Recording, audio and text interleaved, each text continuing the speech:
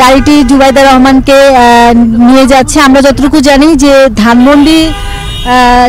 ধানমন্ডিতে জুবাইদা রহমানের যে বাবার বাসা সেখানে তিনি এখান থেকে যাবেন এবং এভারকেয়ার হাসপাতালে হযরত শাহজালাল আন্তর্জাতিক বিমানবন্দরে অবতরণ করেই এভারকেয়ার হাসপাতালে তার শাশুড়ি বেগম খালেদা জিয়াকে দেখেন। এরপরে তিনি মেডিকেল বোর্ডের সঙ্গে একটি মিটিংয়ে বসেন। বিএনপির নেতাকর্মী যারা আছেন তারাও কিন্তু কাতার সরকারের যে এয়ার অ্যাম্বুলেন্স, সেই এয়ার অ্যাম্বুলেন্সটি কখন পৌঁছাবে সেই বিষয়টি নিশ্চিত না হলেও অন্য কোনো ওয়ে যদি থাকে, অন্য কোনো মাধ্যম যদি থাকে, সেই মাধ্যমটি কিন্তু তারা চেষ্টা করছেন এবং বেশ কয়েকটি দেশের সঙ্গে আলাপ আলোচনা চলছে। যে দেশ আগে এয়ার অ্যাম্বুলেন্স পাঠাবে ঠিক সেই এয়ার অ্যাম্বুলেন্সটিতেই বেগম খালেদা জিয়াকে লন্ডনে নেওয়া হবে এবং ঠিক জুবাইদা রহমান বেশ লম্বা জার্নি করে এসেছেন। এরপরে তিনি হাসপাতালে তার শাশুড়ি বেগম খালেদা জিয়াকে দেখেছেন, মেডিকেল বোর্ডের সাথে কথা বলেছেন। এখান থেকে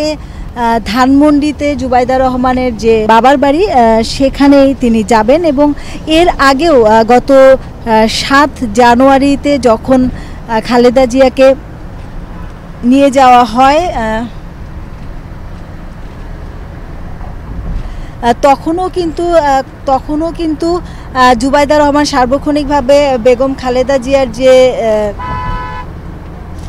চিকিৎসার খোঁজ খবর নেয়া বা সার্বিক তত্ত্বাবধান সেটি করেছেন এবং প্রথমে তিনি হাসপাতাল ক্লিনিকে চিকিৎসা নিয়েছেন। এরপরে ছেলে তারেক রহমানের বাসায় থেকে চিকিৎসা নিয়েছেন। 4.5 মাসের বেশি সময় তিনি সেখানে চিকিৎসা নিয়েছেন। পরবর্তীতে অনেকটাই সুস্থ হয়ে দেশে ফিরে এসেছেন এবং দেশবাসী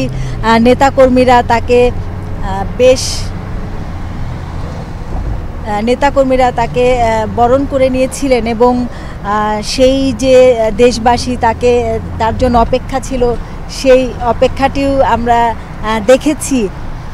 যদি একটু বলি যে এয়ার অ্যাম্বুলেন্সে বেগম খালেদা জিয়াকে নিয়ে যাওয়া হবে সেই এয়ার অ্যাম্বুলেন্সটি কিন্তু অত্যাধুনিক এয়ার অ্যাম্বুলেন্স এবং সেখানে আইসিইউ থেকে শুরু করে ভেন্টিলেশন মনিটর থেকে শুরু করে সব ধরনের অত্যাধুনিক চিকিৎসার যে সরঞ্জাম সেগুলো আছে, প্রয়োজনীয় ঔষধ আছে।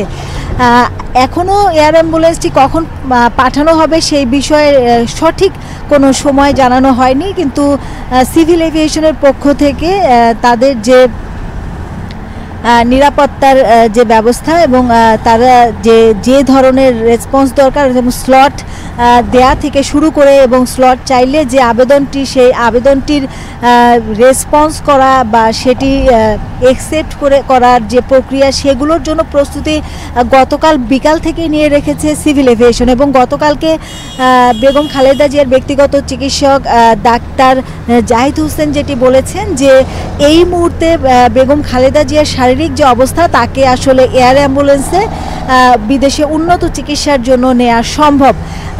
সেই কারণে সব ধরনের প্রস্তুতি কিন্তু দলের পক্ষ থেকে নেওয়া হয়েছে।